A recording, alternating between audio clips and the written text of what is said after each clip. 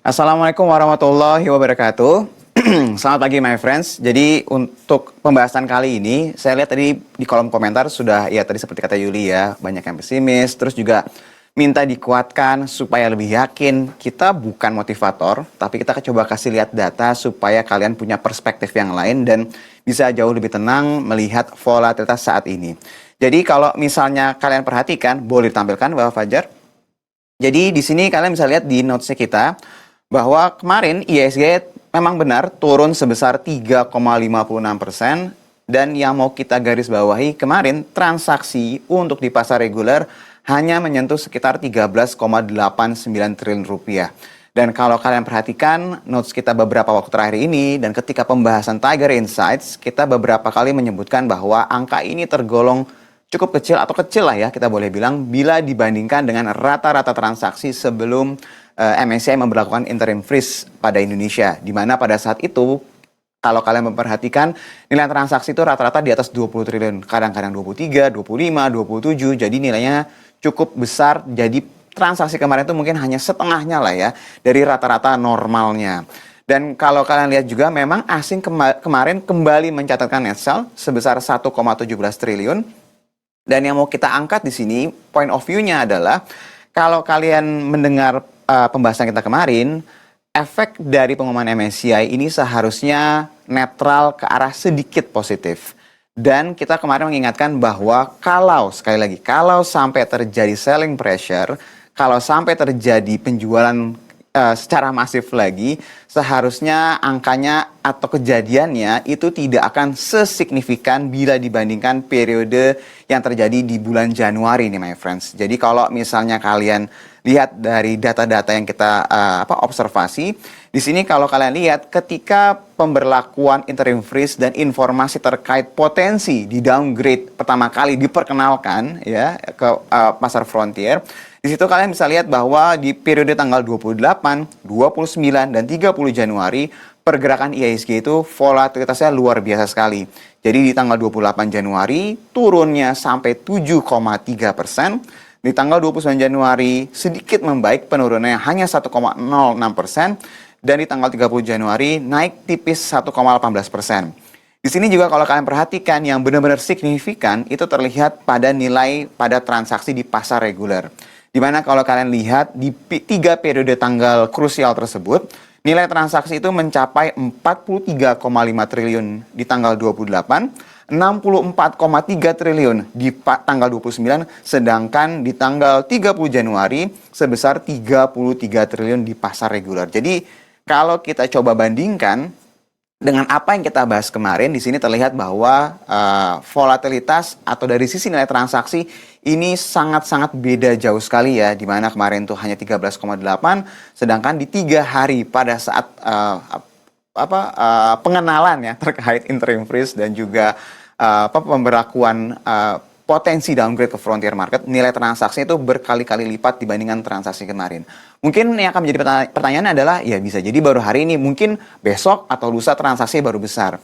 Kalau kalian mengikuti pembahasan kita kemarin, kalian bisa nonton ulang atau lihat atau download Tiger Insight Notes yang kemarin, kita menyebutkan ada beberapa poin yang membedakan kalau sampai terjadi penjualan berbeda dengan episode di bulan Januari. Jadi contohnya dari sisi bobot MSCI sudah berkurang sangat drastis sekali, di mana pada saat bulan Januari itu kisaran masih 1,2 atau 1,1 untuk MSCI Emerging Market untuk bobot Indonesia, sedangkan bobotnya sekarang mungkin hanya 0,4 sampai 0,5%-an aja my friends. Jadi itu udah beda jauh dari sisi bobot.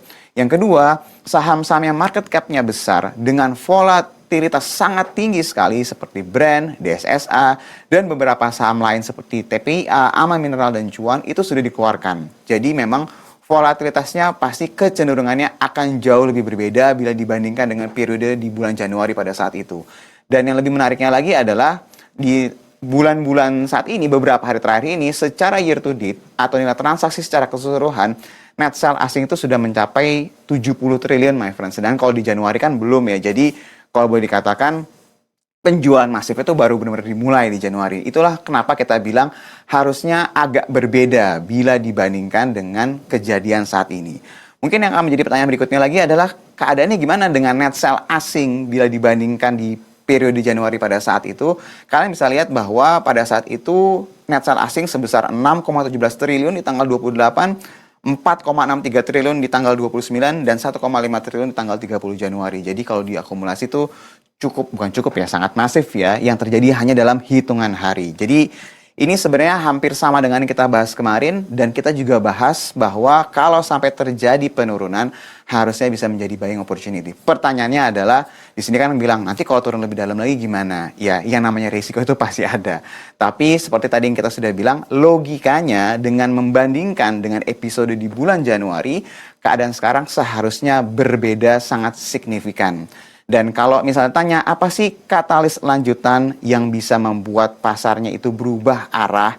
Atau mungkin ada nggak sentimen-sentimen lain yang perlu diperhatikan? Yang pertama ini akan datang dari review S&P ya. Jadi S&P ini bukan seperti MSCI, dia berbeda. Ini credit rating agency. Dan kita mau dengar bahwa rating kita itu ada perubahan atau tidak, atau outlook-nya ada perubahan atau tidak.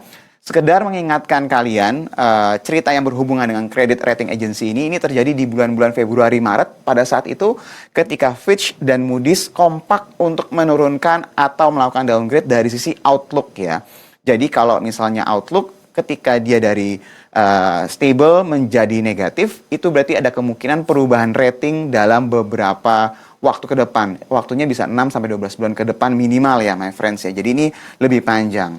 Nah, yang mau kita dengar di sini dari sisi S&P adalah apakah ada perubahan dari sisi outlook atau ada perubahan dari sisi rating. Nah, ini pasti impact-nya juga akan besar. Kalau seandainya ditanya apakah keadaan saat ini dibandingkan dengan Februari sama Maret sama ya secara kondisi dalam negeri, seharusnya agak berbeda ya my friends ya. Karena kita sudah dengar beberapa program sudah mulai dilakukan efisiensi. Terus juga kalian juga bisa melihat bahwa secara keadaan jauh lebih stabil bila dibandingkan Februari dengan Maret.